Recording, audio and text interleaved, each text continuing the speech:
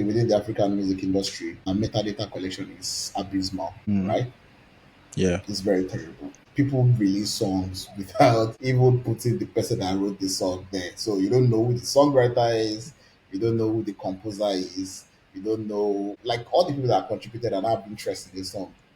There's no data about them, right? Mm. It's not even just that, down to, categorization of the genre. Yeah. And so I when noticed that DSPs or too. international organizations need your song, they don't know who to pay.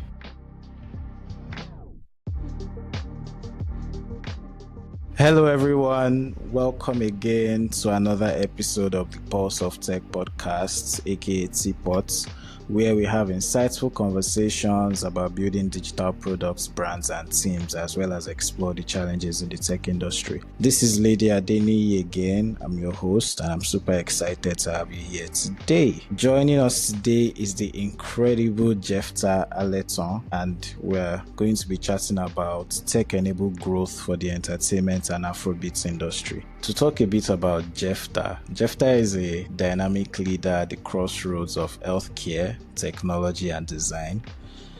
A qualified dentist from Obafemi Awolowo University, OAU, he serves as the Chief Design Officer at Wellahealth, driving digital transformation to improve health equity in Africa. Amazing stuff. As the co-founder and chief product officer of Ogadentist, he reimagines modern dental care with a hybrid model that merges advanced technology with accessible services. If that was not impressive enough for you, Jephthah is also the founder of Spirewox, a boutique design studio crafting impactful brand and digital solutions for the entertainment industry. Known as a brand strategist and product innovator, he combines strategic vision, design excellence, and technological expertise to shape industries and deliver transformative solutions. Oof. That was a mouthful, yeah. But it just shows you how goated this guy is. So a brief summary Yeah, about yeah, now package, now package. yeah, sure. Whatever you say. So a brief summary about why we're having this conversation. Yeah, the Afrobeats industry is getting larger and larger every day, and we keep leaving money on the table because we have refused to invest in developmental infrastructure, systems, and people, and sustainability of the space. Now, there are some challenges that this industry faces, and with Jephthah's experience at Spireworks, we are gonna talk about it. So, welcome to the show, Jephthah. I will leave there. Thank you for having me. Awesome. I don't mind that stuff. Like it sounds very Now package. impressive, right? Forget the packaging. Impressive stuff. Yeah. So, Jephthah, let's get right into it. Before we go into like the entertainment industry stuff, can you tell us a bit about yourself, share your journey, how you started, and how you became this amazing person that you are now? All right, so like you mentioned, my name is Jephthah. Everybody calls me Jeff. Um, I'm a trained dentist, and I think that's usually probably the airline of my conversation with most people when it comes to the reason why I'm not a designer. I'm working in product and I'm in tech. So I went to Obafemi Awolowo University, graduated, and I've always had a knack for artistic things. So in school, I learned to design just to be able to make some money. And that culminated around my house job years, where I did my house job, I was not paid salary for a while. And so design kind of like made me money while dentistry and Nigerian government were failing me. Right. So it's meant that there was something there, and I started pursuing it after that. And here we are now. I'm currently leading the design team at Wellahealth. I'm also have a small startup of my own called Ogadentist that I co-founded with some of my colleagues. Um, at least just to be able to do stuff with my data background. So basically, applying technology to some of the things we are doing in dentistry, and also to pursue my design passion entrepreneurially, I started Spirewox. Spireworks is an offshoot of something that I've been happening for over 13 years now. So as a student in April, like I told you, I started designing. I had this friend named Ire Mari. Is currently one of the foremost entertainment lawyers and business developers for the entertainment industry in Lagos right now. In fact, in Africa, I would say because we our paths crossed and I somehow became the official graphic designer for the label they were building in school then. And I had the opportunity to work with artists, doing creative direction for them, designing their artwork, and doing photography. You know, I just did cool stuff with some of these artists for them. And somehow, after when I was ready to move to tech, it kind of was also very instrumental to me. And now all these things you mentioned about Spireworks, especially working in the entertainment industry, was because of that influence from me and the passion I've kind of built over time working with those with artists in that space. So now what I'm doing is basically I've gathered all my experience in tech and in design and product development and stuff and put them together to be able to do something within that space. And that's how Spireworks was born. Basically, Spireworks work with entertainment companies and creative businesses and individuals. So we craft brands for them, do strategy, and also help in building technology innovations for them. So you help to build brands and technology solutions for entertainment industry, creative industry, and individuals, right? Yeah. Was there anything else I missed? Okay, awesome, awesome. No, that's it. That was it. All right, nice introduction, if I do say so myself. So Yeah, a bit long. nah, it's not long. Trust me. Don't worry. So, what inspired you to focus on, tech-enabled growth for the entertainment industry? I know you mentioned your friend. Was it Ire? Yeah, Yeah, curious. yeah. So Ire, and then going into the Afrobeats industry as well. Was it just your experience with branding for these entertainment guys? You were able to see some cracks, or how were you able to get to that point? All right. So again, it's a combination of different factors, right? I fiddled around with actually running a record label with this same person. We have the record label called Incubation Factory. Signed artists Incubation there. factory, or what did you say? Incubation Factory, yeah, Incubation Factory. Nice. And that gave me opportunity to be at the center of what was really happening in that space, right? And also I had a bit of stint at Bootplay Music. Bootplay Music was the first major data streaming platform in Nigeria, right? And the whole Boomplay thing happened at a time where Nigerians were not paying for subscription. Like we were not known to subscribe for things, Yeah. right? So I had the opportunity to be there to learn from people like Oye, Makindende, like Dapo, like Kire. They were there trying to leverage tech for the space.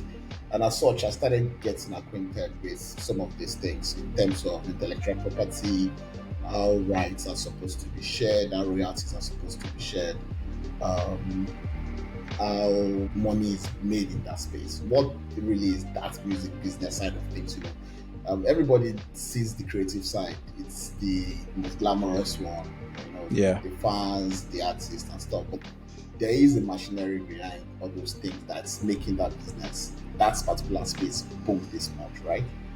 So I was so interested in finding out what works, why it's working the way it works. And luckily for me, like I mentioned, this same person, Iri, was also like building a lot of things, businesses within that space. And it kind of just made sense for us to partner and work together while he's focused on the operations and business side of things. I had the opportunity to help digitize those things, right? So there were like multiple chains of businesses happening at the same time, like I mentioned to you. So there was the background service that artists needed were within my own space then legal, right? They needed legal representation, specialized entertainment lawyers that needs to work with them. Artists need people that will publish and manage their royalties, right? So that when their song is out there, all the money that the song is making through royalties can be, gotten back Yeah. together for them. They need someone to manage their money, right? When this money comes in, where does it come from? How much did you get from Spotify, from PSPs? How much did you get from synchronization? How much did you get from your mechanical rights? How much did you get from public performance? All this money comes together, and someone needs to manage their money, right? Yeah. So I had a friend, Titilayo Adeshoga, that is a royalties analyst for people within this entertainment industry. I was building a business in that space, right? Um, there was the advent of data music commerce and exchange, which basically works with artists to make sure that they are able to collect their money from whatever sources it is. And I had the opportunity again of working with someone like Ezekiel, who is the chairman of DMC, and being able to work with all these people kind of like then showed me what was really happening in the background. And as such, I'm seeing the services being run. It means that I can actually layer tech to make sure that it's tech and everything is working well. So most of the work I'm doing right now is basically just digitizing these already existing services and looking at how we can expand it and make sure that everybody can have access to the pie. The Afrobeat industry is crazy right now. Yeah. You know it yourself. Burna Boy is selling out shows all over the world. Thames is winning Grammys. All these guys, including the people that would on Mad Day before now, not even have had access to this amount of like listeners and crowd and fans. They have those people all around the world listening to them and want like now adopting the Afrobeat culture. Yeah. Right. So how then do we make sure that we are not just exporting this culture and all the money is staying in all these countries, everything is coming back. That is where the challenge is. People are not investing back into the space to enable it, to make sure that people are trained for the back-end services especially. There are so many like music executives that work with these guys and they are not being trained. Where the money is coming from, where it's going to, nobody's tracking, nobody knows what is happening, right? A lot of things are happening, but it's not being well regulated, it's not being well managed, and there is no very copious oversight on it. So where I come in and where my team and the other guys that I'm working with is to say we need to advance this space, right? How do we then advance it? And that's where the whole conversation around tech started happening. And I'm glad we are succeeding it well too. Nice. That's amazing, man. Like you said, the Afrobeats industry right now, it's crazy. We have so much. Let I just say we. I'm not part of the industry, but I like to feel among. So let me just say we.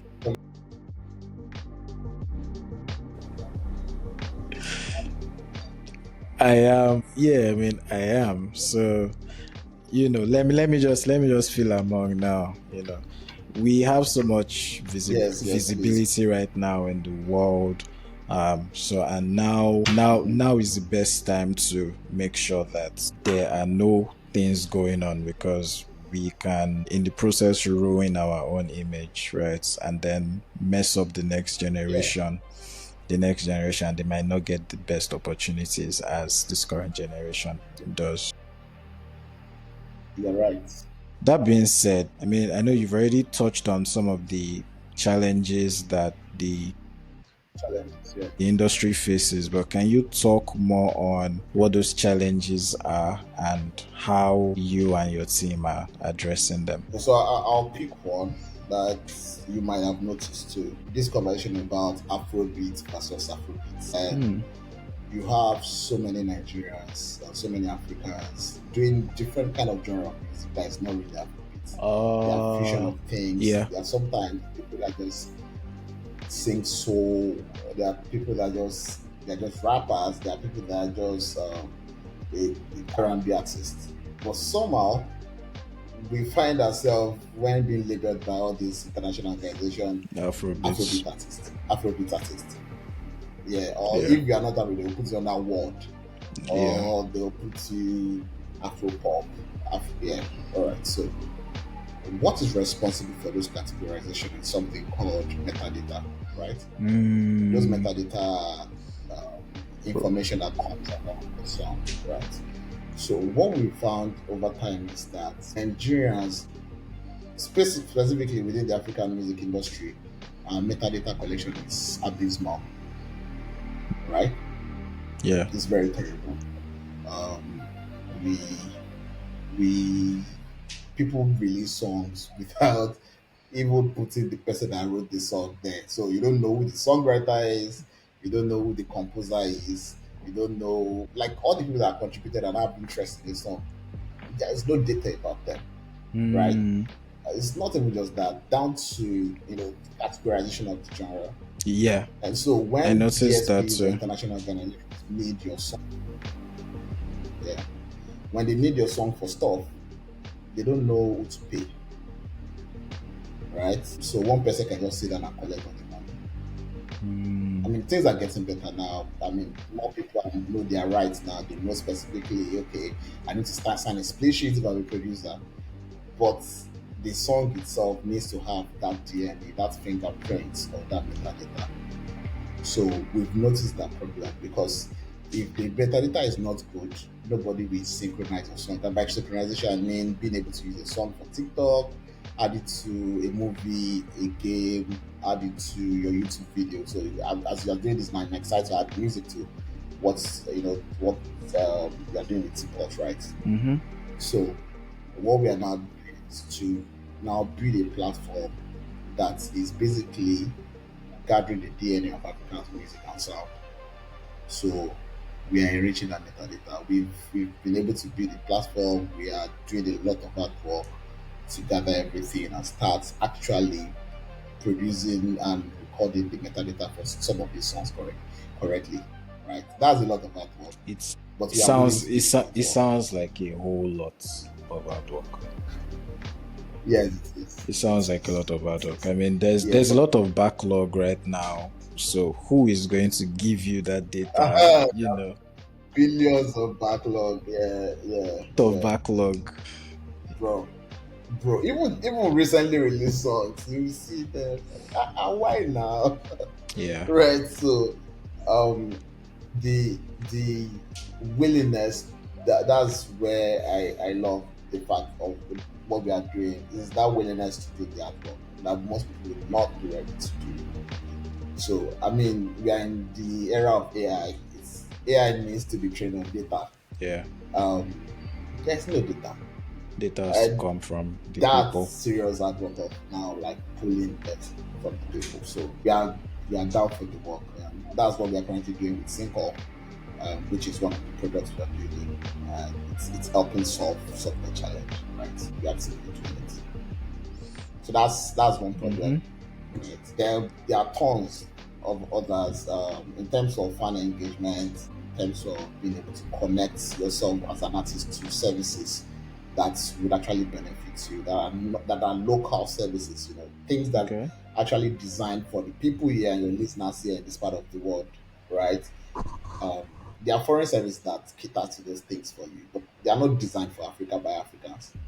So many challenges.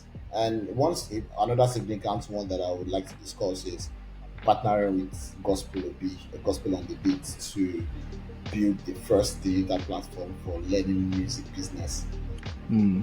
in Africa. So with Blue Scrippo Academy is a place where you can now go to and actually get access to intentionally curated lessons on music production, mastering, on songwriting, on content creation, on whatever it is you need to learn. So that way we are going to be enabling like next generation to learn more. Yeah. But it's easier when you've created the content and Yeah. people can just get access to it, pay a token and can get access to it, right? So that is part of the work we've been doing last few years. working with gospel to be able to build that. And we build the learning management system, we build the platform, and we are about to like go live 100%. People will start having access to that. Again, that solves one of the problems I mentioned to you, that the people that work in the background are usually very neglected. Yeah. Everybody's focusing on the Yeah, artists, just right? yeah. And what makes the artists artists Are the are the people in the producers, are the background, songwriters, are the marketers, the yeah, the people in the front composers office and making everything. sure that things happen. Yeah. So those are two important. There are many more. There are many more. I'll probably just chime them in as Yeah, I mean, one of those things that you mentioned like in the world stage, they will most likely just categorize everything as Afrobeats or world or something different. I was watching an award clip. I think it was Tyler. yeah. She's a South African. They categorize it as Afrobeats. But then she came out and she said she's not Afrobeat, she's Amapiano, right? She represents Amapiano. Yeah, So bro. there's a lot of confusion. So Unfortunately. is Afrobeat for Nigeria or is Afrobeat for like the African like lifestyle or the African music genre? Right. The Amapiano that me I know is like the interesting beats and all the grooves that we used to groove to. Tyler seems more like Yeah, pop yeah. to me, but then she says she's Amapiano. So there's what are we going to, say is the standard? It's confusing, right? So again, it's subject to interpretation, right? Um, music genre are usually categories that people come up with from like a culture, right? Mm-hmm. Reggae, for example, is a Jamaican sound, and you listen to reggae, you will know You when you will listen know. to reggae. Yeah. There are instrumental arrangements, there's the sound, there's the way the language and the lyrics are written, there's the way the delivery is done, there's the way the composition is done that gives it that unique DNA that this is reggae, right? Same thing with blues, rock and roll, metallic rock, I Mm-hmm. mean, you can start listening on the genre, but there's something that identifies them, right? Yeah. Now, music is evolving. The fact that there's now, we are imagine music economy. That's the way I'll put Africa. There is always that chance that people that are controlling the space are going to want to lump you up somewhere. Yeah. So there's that conversation constantly. There's Afrobeat is Fela's sound, Mm, right? When you listen to Fela, the Fela family, Madebuti, Ishebuti, right? When you listen to their music, you know that this is Fela's Afrobeat. This is a unique sound. yeah. But even that is a concoction of mixture of different kind of sound from different part of the world Yeah. that fused together to form that sound. Yeah. And it was named Afrobeat without the S, right? Mm, Now, every other song that is now coming out of Africa was categorized as Afrobeat, but that's not what is really happening. I mean, we'll listen to um, Style Plus with the Olufemilola because would you categorize as Afrobeat? That's an R&B no, song, right? it's yeah. But you go and check now. It's They will most say it's like it's Afrobeat. most likely be Do you get what I'm Afrobeats trying there. to say? Yeah. Yeah. So, um, we in Africa, yeah, we don't like.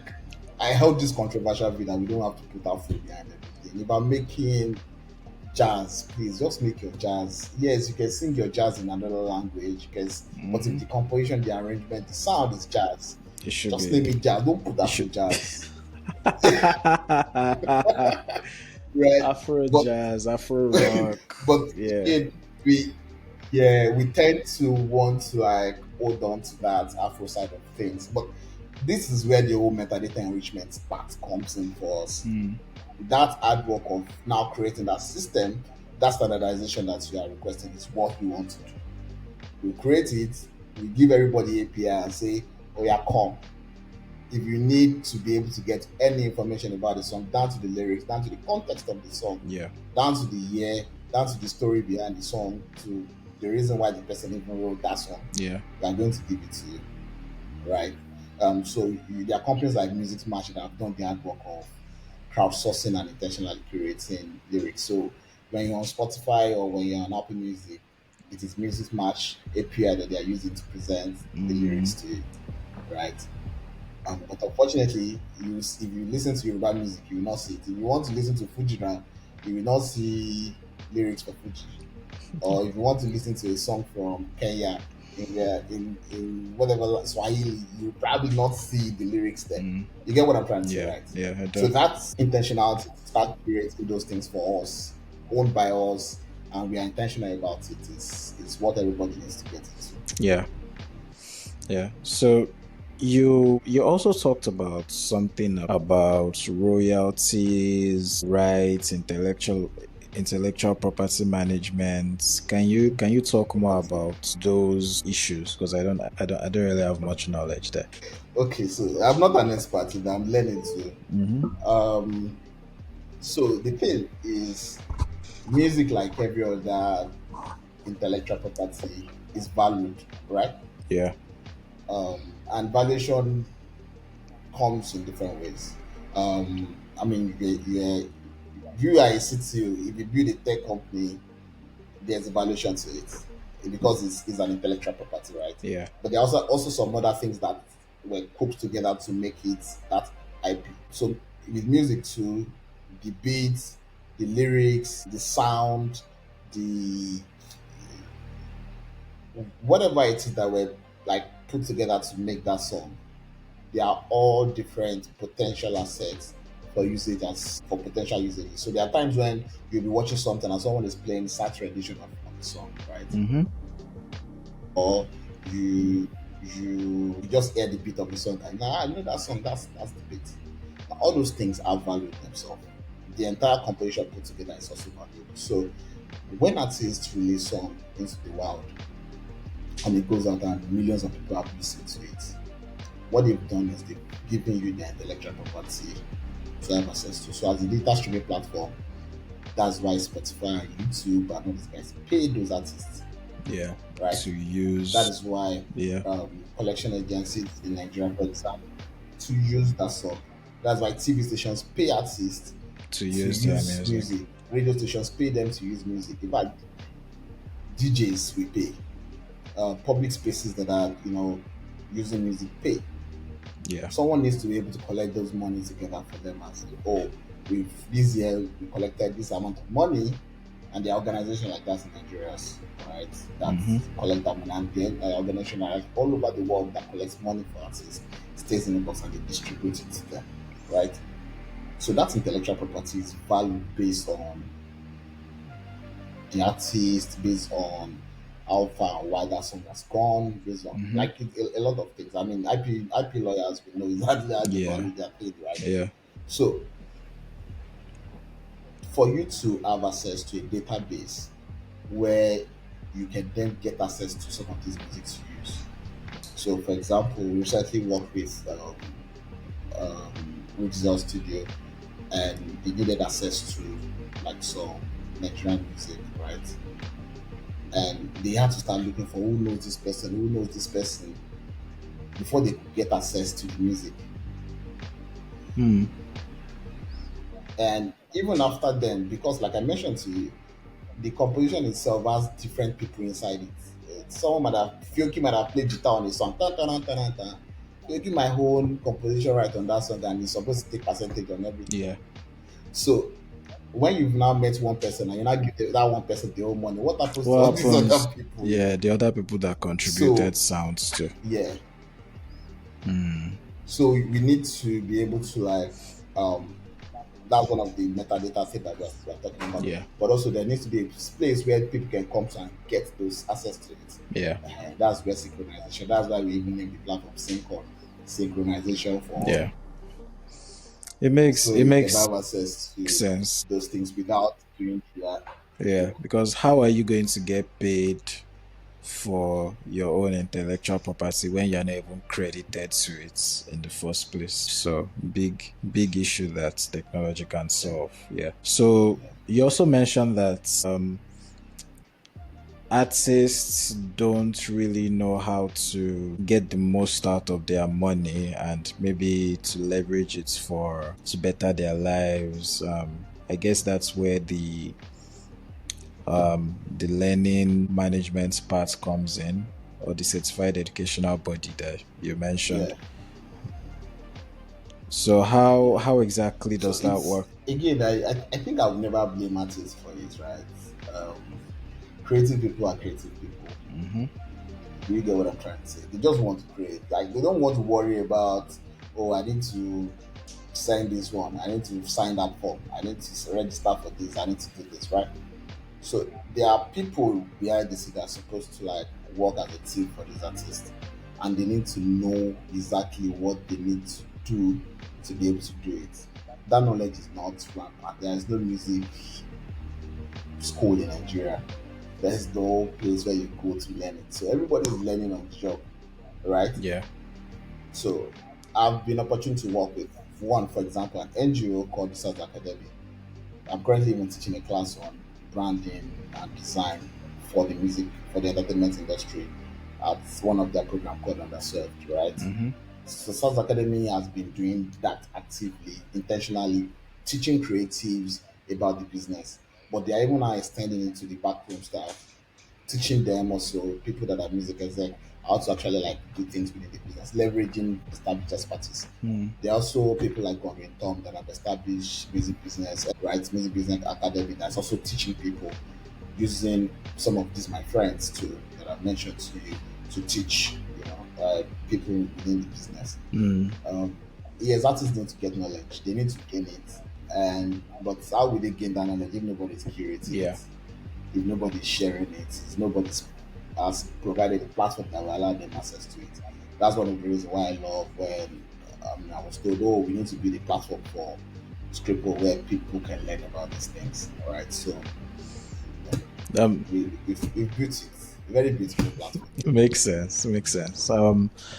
Let's move on a bit. We posted on Twitter for people to ask questions for this episode, and we got one question from the Enogie. I hope I'm pronouncing that right. So I would quote his question to you exactly how he said it. He said, "The music industry is often compared to the gold rush. Everyone needs diggers, but not all will strike gold. Fact. What's the next big digger that tech teams should innovate or build more of?" Over to you.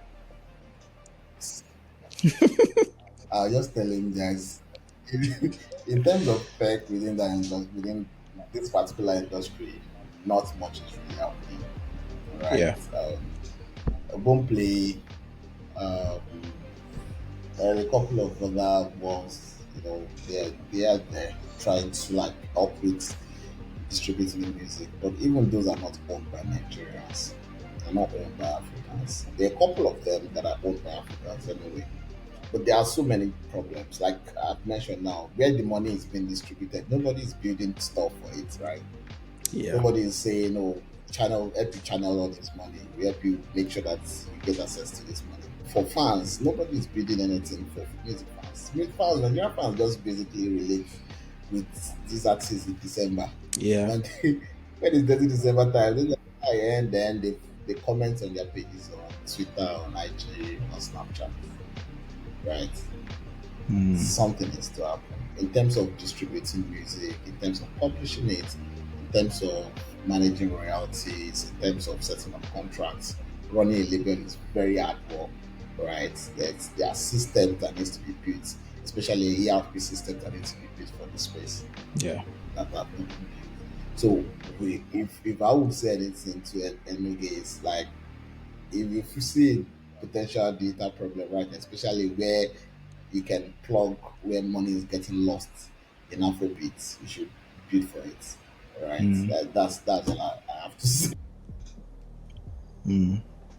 Makes sense. And those seem like really big pressing issues when you talk about it, but people are not really talking about it unless maybe I'm not in the space where people are talking about it, because this seem like really big issues, and even I haven't even, it hasn't really crossed my mind like that. Yeah, I mean, the metadata you one have you to be in the mentioned. industry to really Yeah. see it. I mean, to me, I'm a fan, right? I see their song on Apple Music or Spotify. I jam it, look at the lyrics. The lyrics might not be accurate. The composer is not there. The metadata is not there, But then I'm just there listening for the artists. But on the flip side of things, these things are extremely important to the industry itself, to the success of the industry itself, because what's going to incentivize the composers and all the other people that are going uncredited, and it becomes a culture for them to go uncredited for the longest, and Yes. nobody is going In to want to fact, it do has that. it's yeah, it was a culture till people started advocating for it. Yeah. Recently, I remember that there was a time producers in Nigeria were just basically paid. They just pay them. I have 100,000 naira. I'll just pay you to do this composition for me, right? And that's all. And that's it. So when the fight came for, producers are integral to this They industry, you need to give them more than this. And by the time you start listing all these rights, right, you start seeing that there are so many potential money to be made by everybody. Yeah. Because again, intellectual properties don't die. I used to say it like, if Whiskey decides to stop singing tomorrow and he does not produce any album He's again, still going to be getting his he'll be bag. fine. Yeah. Yes, his money is going to be rolling in every day, right? New people will discover him, they will use his old song for stuff, and that's how it is, right? So you see big companies, big labels scrambling to buy catalogs of artists. Give, for example, Justin Bieber that sold his catalog, Hmm. right? His old catalog, sold it for $270 million. Hmm. Wow. That's the entire valuation of some tech Yeah. Yeah. Yeah, you get what I'm trying to say. So he sold that, and there was a company that brought the money and said, "We are going to buy this catalog from you because they understand the value in it. There's mad They value know that inside. as long as YouTube exists, people will stream." People would always Yes, stream, now, yeah. So, especially the old people that so just can't imagine all enjoy the new people. music. Thank you, people like you. Sorry, you're not that one. I'm not a monk. I'm not a monk. I'm not a monk. Right. So I want you to imagine all the people that were involved in producing those stuff for Justin Bieber and how much they will have made. Yeah. The guys that did the sound engineering, yeah, the guy that did the composition, the person that wrote it, all these guys, they will have made good money from it. From So that deal. you can Yeah. sideline all these people. It's very important that, yeah. So Afrobeat is getting all the money, but it's the money coming back to Is the the people money in, coming back to in the that people space. You need to producing these redistribute that things? wealth. Yeah. Yeah. That's the So big question. being able to redistribute that wealth and spread it, thank you. Hmm. So again, there's a lot of hard work because we are usually late to things, Yeah. but doesn't mean that we shouldn't do it, Yeah. right? So Yeah. we're doing it. And if I can do a shameless plug, Of course. Of course. there is a friend of mine that runs. There's a friend of mine, Titi, that runs royalties ledgers and reports, right? Royalties ledger and reports is basically a finance office for creatives, Hmm. right? Royalties are not the their daily income, right? It's money that comes every day. But even you as a music person, you're in business, you need to pay your tax, you need to pay your employees, the people that are working with you, Yeah. you need to pay the people that work with you on those stuff. So, and you sometimes sign to a record label, and record label say, "Ah, we give you an advance of $500,000 of this." go and drop your music. Those things being tracked. So that's why you see sometimes you just see some release that an artist is angry that someone has piped all their money. Their label has taken all the money. They are leaving the label. They don't know how to spend it. I mean, there's a Yeah, common, very recent it one, happens a lot. right? That's popular. Um, yeah, and when these things happen, it's because there are no financial record. There are no standardized processes. That I mean, how where does advance come from? How do you manage this money? Where's the invoices? Where the receipts? So things like expense management, things like royalties, contracts and management, things like royalty finance accounting, all these things are there that people need to build, right? And luckily, TT is building that. So I mean, Yep. that's I amazing. mean, right now it seems like there are people in the industry, but there's still room for more people to get in there. Not everything is But fintech, fintech well, this, fintech that. Is okay. payment is important. Payment is important. I'm, I'm just, Payment is important. I mean, we are talking. I'm just shading people. Money makes the world go round. See, let me people will build fintech. See, fintech is before you are we see now. If me I want to go and look for fund now, if you want to go and look for fund, you are going to sweat small. Yeah, Fintech people are more they've carried people are everything. always willing to invest Yeah, in yeah, fintech. yeah. Yeah, so Like before you sneeze, there's another fintech startup. Ah, God. yes, Yeah, yeah, there yeah. is. Okay, let's go into But some. we should come and bid for it. What'd you say? I said people should come and bid for the industry. Yeah, Oh. yeah, yeah. People should. I mean, there's a market here, as you've said, as you explained. There There is. is. Yeah, let's go into some of the challenges and risks. Risks. All right. With the whole AI craze that's happening right now, the emergence of AI, and just Yeah. how crazy good generative video and audio are getting, how can the industry ensure that technology is used ethically and inclusively? Because you've talked about intellectual property rights and all that good stuff, right? What happens when AI is your composer in, and AI is your producer? What's how you know I mean, who gets paid? who gets paid? Yeah, Yeah, so this has been an ongoing issue, right?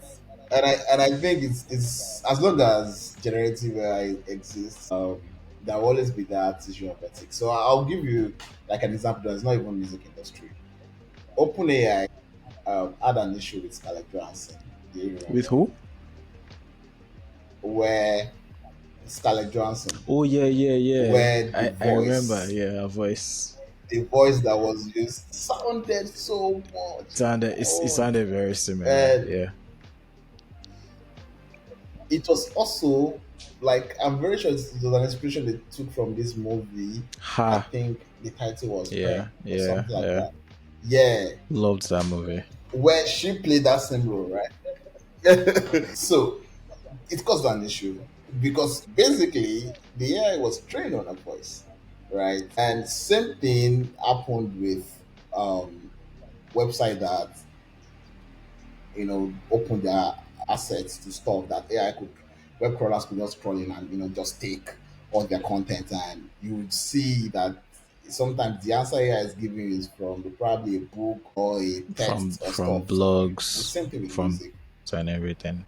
Yeah, it's the same thing with music. If the sound you get, the likely composition you get, whatever it is you get, will likely have been trained by existing music. And there have been cases against some generative AI music companies that have some have been won, some are still in court where they are fighting against it. Ah, But this is what me I know, right? The way I used to say it, that this feature cannot be evaded. It's here to it's stay. here. So there are YouTube channels now that all the music you are going to listen to there are going to be AI music. In fact, it's one that gives me lo-fi beats every time I go to work. and I know it's AI. Mm-hmm. They're making their money. They've paid for the tool, right? And there were people that have started using AI, and even artists themselves. They've trained AI in their own voice, right? Mm-hmm. Their own lyric like writing style, and the AI can actually compose music like they would. Mm.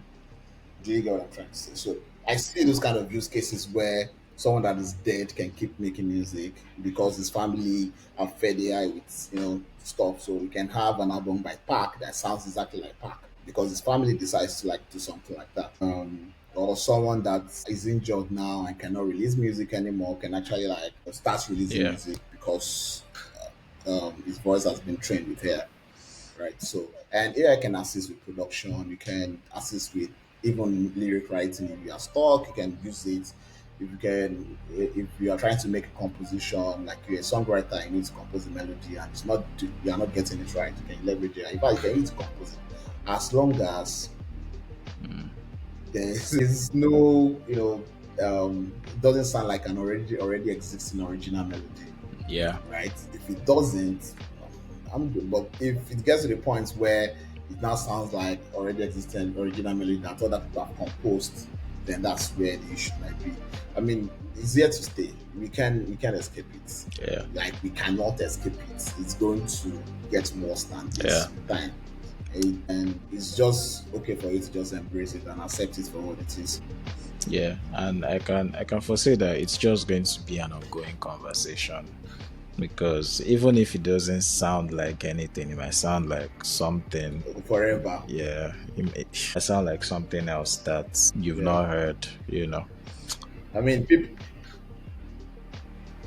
you didn't know it before. You expect people, they might just start saying, "Oh, when you drop your song on Spotify, please put composed by AI," because there are songs on Spotify that are composed by AI. Yeah, I think I So think you that's might just, have that marker there and say, "Okay, this is what." yeah. I mean, ethically, that might be the best thing, but then again, there might be some repercussions to that, and maybe you may not get as much royalties or as much Money money as you from it. would, Yeah, yeah. but ethically, it's just the best. It's just the best thing to do. But yeah, let's go It's just into rapid fire questions. Let's get into rapid fire questions. So I'm going to be asking you this or that question so the audience can get to know you a bit better. What do I start with? So, Mr. Jephthah, do you prefer the beach or a swimming pool to relax outside? a beach, not the crowded beach, a private beach. Okay, I mean that's a fair distinction to make. I had a very terrible experience during COVID at Takwa Bay. Remember that day that they just relaxed the the lockdown. And I remember one of my friends, Sisu Baba, I catch Sisu. So Sisu invited me out, and we went to Takwa Bay. The boat took us, like a very beautiful boat took us, and then they did not come back to pick us. Ah, Jesus Christ. And we were scrambling to leave the island. Oh my God. And there was no way for us to get back to Lagos without crossing this. God, that's that night was not fun. how can the boats not come back? They just left you there. There were too many. Like people just, it was like, if a pipe bursts, the way the water flows out, Mm-hmm. right? That was what happened. And everybody Oh, okay. came. Okay. So since then, like this. Yeah, just running away from crowded beaches. Nice. So next one, Yeah. calling or texting. Yes, Which please. one do you prefer? Yeah. I prefer calling. I prefer calling. Okay. Fair, fair, fair. Sorry to the people that left their messages unread. I apologize on behalf of Jephthah, everybody, for leaving you unread. It's not his fault. Don't worry. Okay. Tea or coffee? Same. Same. I literally just had black coffee like an hour before Yeah. this call. Yeah, black coffee Please. all I'll the take the way. A1. All right, light mode or dark mode? I really don't care. So point blank, my phone is automatically switches, same thing with my laptop. Okay, day In and the night. mornings, yeah, they are night. That's Like I really, I that's just feel like it does not matter. All those, all those fake UX analysis they were doing for that see. is shit. There's so many. I've read so many analyses. I've like so many videos, so many case studies. It really doesn't matter like that. Bro, it's just it's just I beg. anyone that you prefer. Anyone that you prefer. Anyone that Yes, you prefer. just preference, just preference. But it's good. It's good for preference and Yeah. some accessibility stuff. Yeah, Accessibility. yeah. Accessibility. I mean, designers and front enders will know all about that. You cannot just slap some random colors together and hope for the best. Yeah, Yeah, I know the answer to this one already, but most people might not know. iPhone or Android? iPhone. But lately, I experienced Google Pixel and I might be that's why I'm not even upgrading my phone. I might make that switch. Make the switch. I saw. Make the switch. Don't I worry. had access. Make the switch. There's nothing inside that iPhone that you're using. You safe, you know. make Well, make the switch. Okay. I'm considering it. I'm really Don't considering worry. it. I'll call you frequently and I'll ask you, Alpha, have you made the switch yet? You know you were talking about Google Pixel. Make the switch. All right. Nigeria is not smiling. Yo, phones are ridiculously expensive now. Ridiculously, but it's all good. It's all good. Yeah, Everything is expensive. yeah, The air. yeah. So I have a few more questions before we go. What advice would you give to Afrobeat artists looking to leverage technology for growth? Come to Spirewox. Yeah. Call call me. Okay, okay. I mean, at the end of the episode, you can leave. But yeah, really, I think we can't escape tech anymore. Whatever it is we do, there's tech there. But that I will advise them to come back home and invest in some of these systems that people are building. Like actually invest in people and what people are building. It's for the betterment of the industry, Mm, right? So um, artists might not likely not have time to run it, but they're making the money. So pull, invest in back into the people building for the industry. Right. That's what I'll love to tell them. all right. All right. So next question. It seems like tech people aren't paying much attention to the entertainment industry right now. I mean, we've sort of touched on this topic already. Um, what's one thing Yeah. you are most excited about in the future of the entertainment industry, Afrobeats, and tech? I'm really looking forward to us digitizing and recording all our kind of materials that's as much as possible. African sound, our birds, our animals, the rainfall, like things that are very unique to this part of the world. And we actually really do archive them, bro. Yeah, Have them somewhere. You watch movies digitally sometimes, you as well. just see, they will just show like scenes of like old news from long ago, right? Yeah, We don't have that, right? We don't have those things. Those archival system. I'm really looking for us to that time. I know recently King Gwansu and Marshall was called for archival papers and archival materials for the Yoruba music and industry, mm, and like more things like that should start happening for this space. More people should be willing to, like we are trying to enrich the metadata, should start like collating all these things. When we lose, if we don't keep our records and our history, some people, other people will come and gather it and take it as well Yeah. because they will understand the value of having those things. I'm sure you listen to Coldplay music. You have seen some recent collaboration with African artists. Yeah. They did with Femi Kuti. They did with Ira Star recently, right? And then some sounds that they use in some of this music that are from Africa, right? Those things need to be collected. We need to guard them jealously because they are soft power, right? It's what the one of our identity is very important. So I'm really looking forward to like that work of archiving it. I know there's a couple of guys that are archiving Nigerian newspapers recently. Very great work, archive.ng or something like that. Mm. I can't remember their name. So more work like that needs to be done. The more we can safeguard and protect our intellectual property, the easier it is for us to be able to point back to the journey, you know, Mm. of how we got to where we currently are. Um, I know tech can really enable that. And there's more money to be made as long as we don't lose our identity. If we don't, nobody can steal Yeah. what's ours. Yeah. Nobody can. Hmm. Facts. Facts. Facts. Man, thank you so much, man. This has been amazing. Where can people reach out to You you? know, Where can people reach out to you? I'm mostly active on my Twitter because I don't have to show my face. Right, I just really tweet some random thoughts, but my Twitter handle is the Jeff Aletan. My name Jephthah.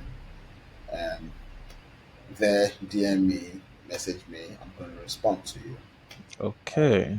Okay. Okay. Perfect. Perfect. Perfect. All right. Let me close out this episode. Thank you so much. This podcast is powered by Dula Studio. Dula is a strategic partner for rapid growing companies in need of products and engineering guidance and scalable design systems. Check us out at dula.studio and engage with us on social media to share your feedback and tell us who you'd like to hear from in future episodes. Our handle is at Pulse of Tech Pod on all platforms. And if you want to say hi to me personally, hit me up on any social media platform at Walede, and my LinkedIn is Lady Adini. Thank you so much, everyone, for listening. This has been amazing. Stay tuned and peace.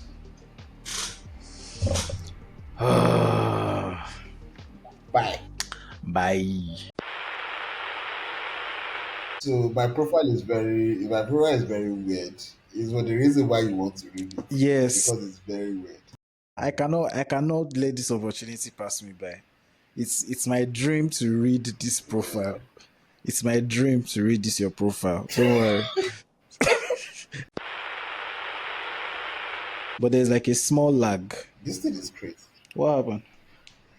Yeah, because I don't think I'm online.